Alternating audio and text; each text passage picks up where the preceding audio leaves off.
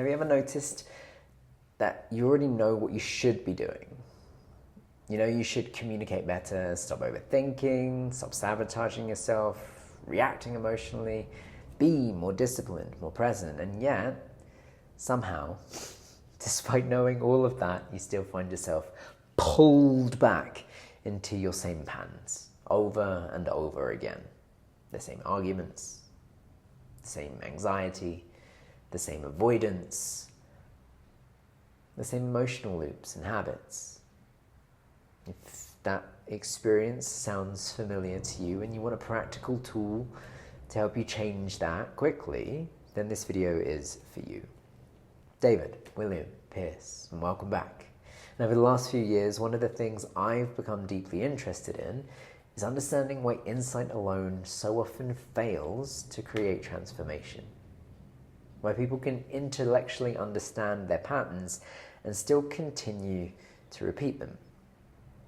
And that's what led me to develop something called the One Integration Matrix, a simple tool to help you become conscious of the unconscious patterns shaping your thoughts, your emotions, your behaviors and decisions, so that you can begin changing them in real time.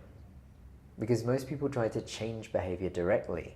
They say, I just need more discipline. I just need to stop overthinking, to communicate better, to stop reacting. But behavior is usually the symptom, not the underlying problem.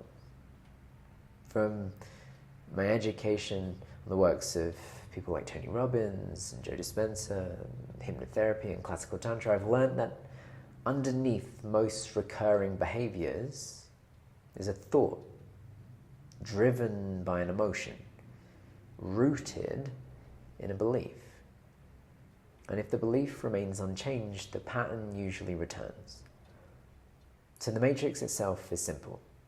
The one stands for thought, emotion, old belief, new belief, and embodied action.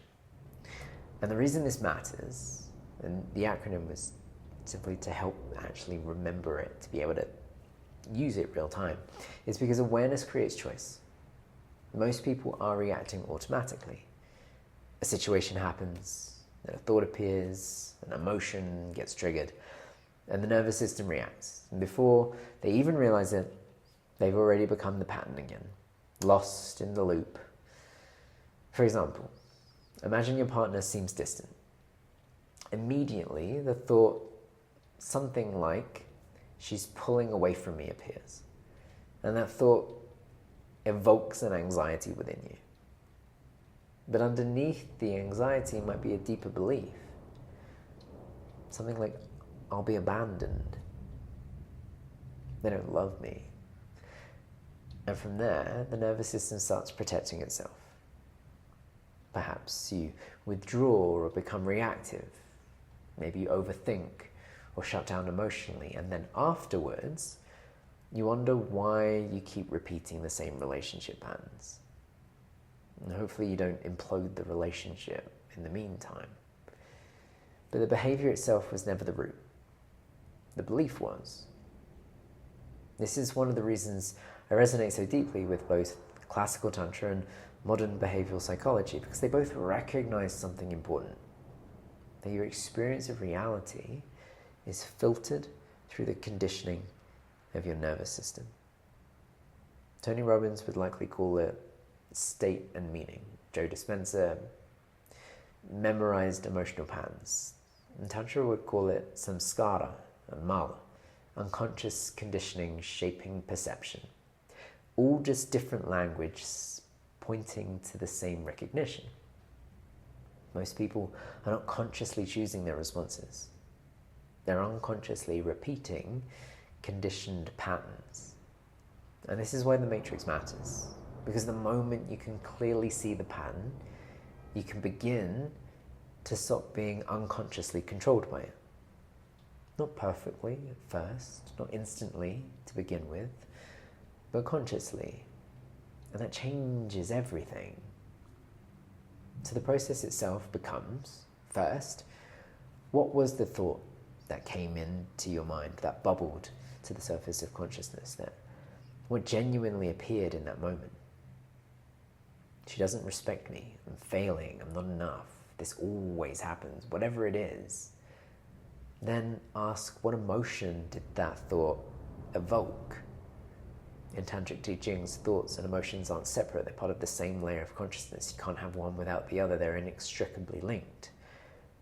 Whether that's fear, pressure, shame, anxiety, or anger, note it down. And then inquire what underlying belief made that feel true. Maybe it's something like, I'm unsafe, I'll be rejected, I'll be alone, I'm not good enough, my needs don't matter. Whatever it is usually the deepest layer, because most people don't consciously realize these beliefs that they're operating from.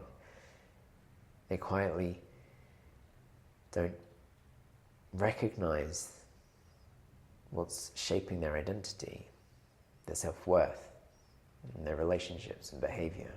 And honestly, this is the work that I do with clients in men's transformational yoga, and I've been doing myself now for a while, helping people identify the hidden patterns shaping their lives, not just intellectually understanding them, but actually creating change, changing the relationship they have with their thoughts, their emotions, and their responses. Because once you can start to see the loop clearly, transformation becomes possible. So if that resonates with you, follow the link in the description to learn more about MTY. The next step in the matrix is choosing a new belief. Not fantasy, not positive thinking, but something more aligned, something supportive and grounded in truth. Maybe something like, I can handle discomfort.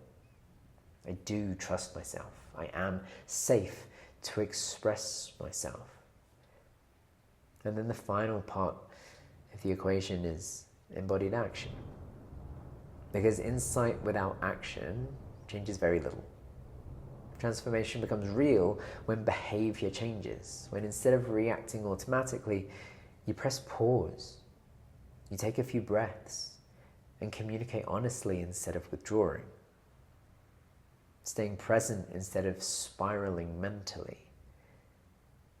You can choose discipline over impulse. Those small repeated actions begin rewiring the nervous system over time. You become the better version of yourself by breaking the habit of who you are, or at least who you've become conditioned to be. The goal of this work is not perfection, but practice, and that's important. The goal is awareness, because once you become conscious of the pattern, you create the possibility of responding differently. And that is where real transformation begins, not through force, not through shame or pretending, but through awareness and repeated aligned action.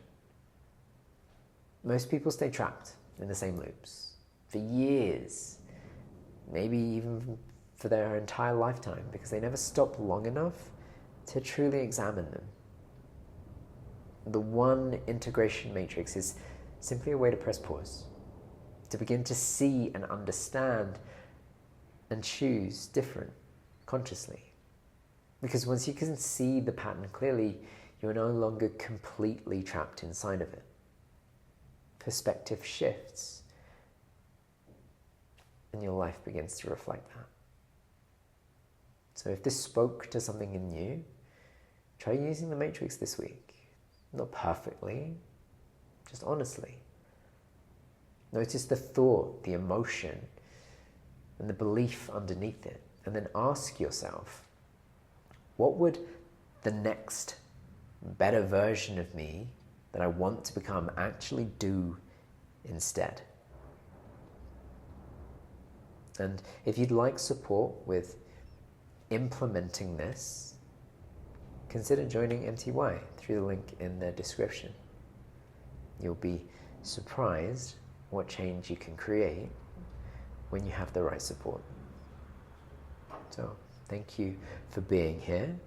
And I'll see you in the next transmission. Cheers.